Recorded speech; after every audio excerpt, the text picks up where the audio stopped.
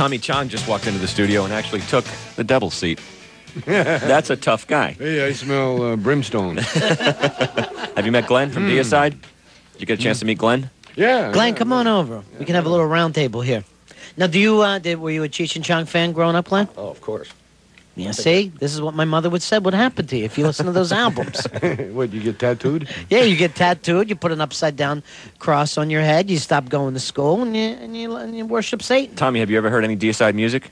No. None? I don't think so. I might have. There's a little taste here. This is it's a taste of Dead But Dreaming, Deicide from the Legion CD. Just to give you a taste. You've heard it. No. And as that's frightening vocals. Are most of the vocals on? No effects, man. That's just this is just you.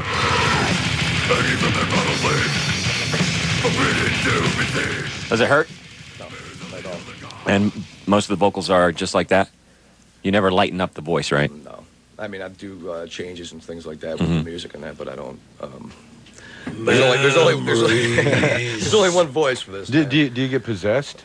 When I'm up there, it's an overcoming feeling, man. Where it's like you get in this mode where you feel like some guy is inside you. That's it. That'd be fun. Awesome. It's a very good feeling. So you're worn out at the end of the show.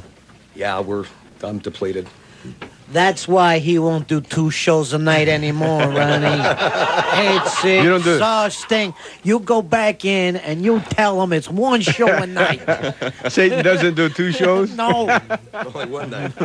What's this? I pick up the itinerary. There's an 8 and a 10. Forget about it.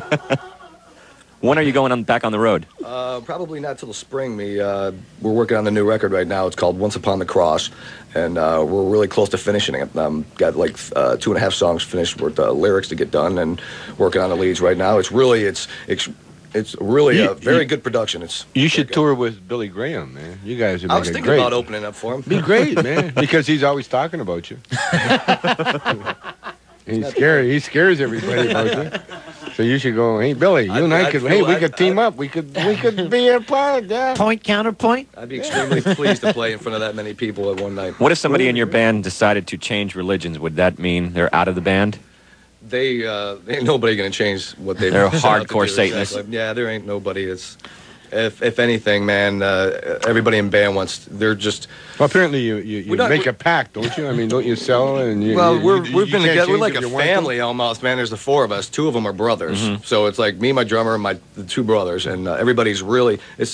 We're friends before anything, you know? It's like... Yeah. We count on each other for what we do. And it's... everybody in the band knows exactly what we do and what we're, you know... Yeah, and I'd love to be there for a band fight.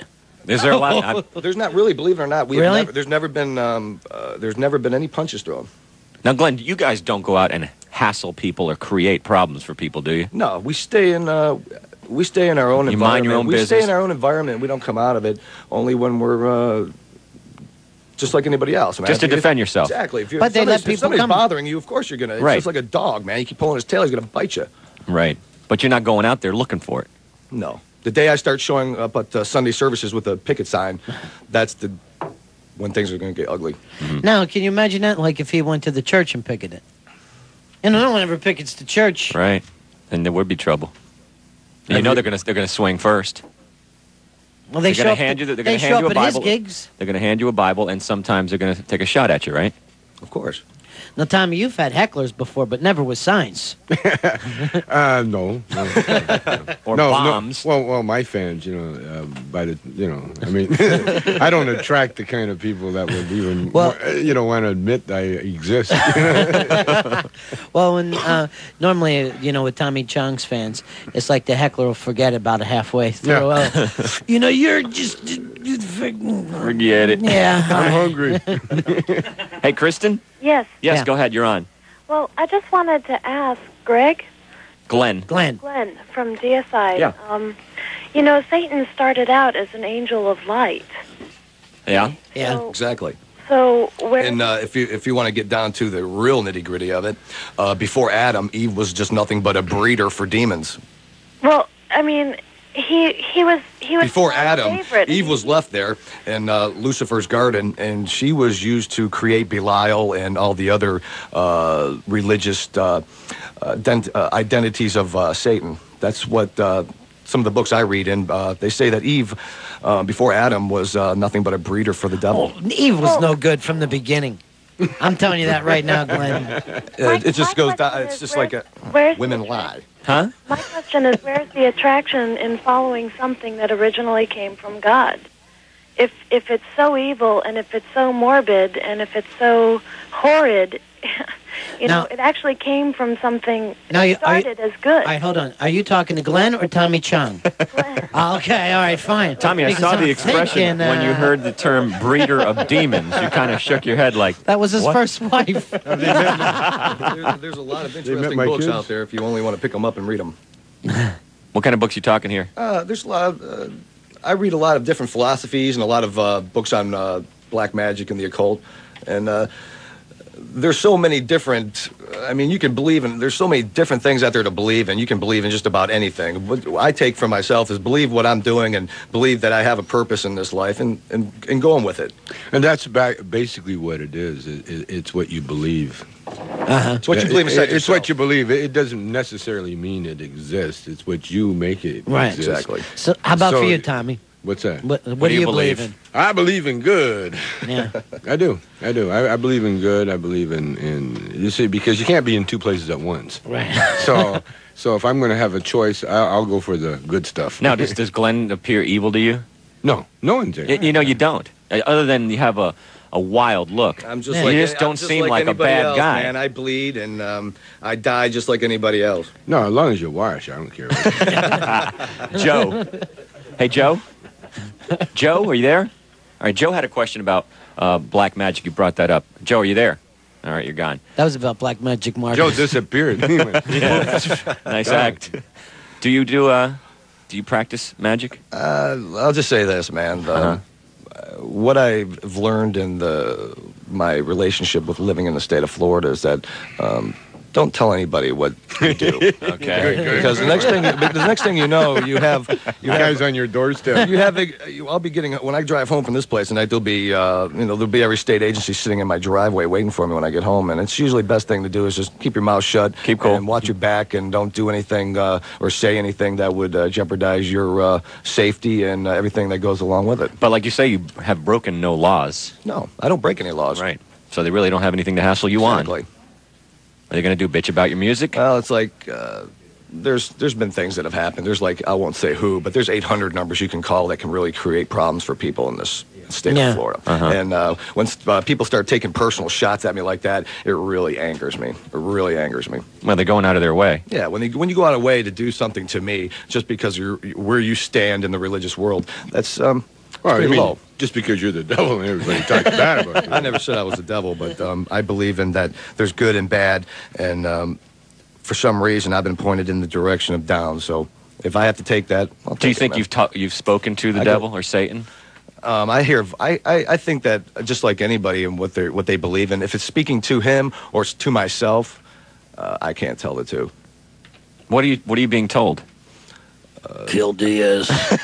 Other than that, that's the voice I hear in my own It head. depends on it depends on the situation, what I hear or what I talk about. But if I need what I would consider a more personal link, yeah, I'll talk to him in my head, and that just like anybody would speak to, God or whatever. That I speak to what I believe in. I address that. I address him. But you don't ask for stuff like we were talking about when people go to church. They ask for something. You're never asking. You're giving. I mean, if it's more or less what I'm doing is giving. So what I'm asking for isn't like I'm giving and giving. It's like an exchange. That's why I look Exchanging ideas. Yeah. But you ask for like tattoos and stuff like that. No, The tattoos cover the arms. Is there You got tattoos nice on your back tattoos, too? man. no, not yet. Just the arms. I got a couple little ditties here and there. And what are they? Let's see on the arm there. I've just got a bunch of skulls, ugly-looking demons and faces and stuff like that. Yeah. I've just acquired them over the last couple of years. They're free.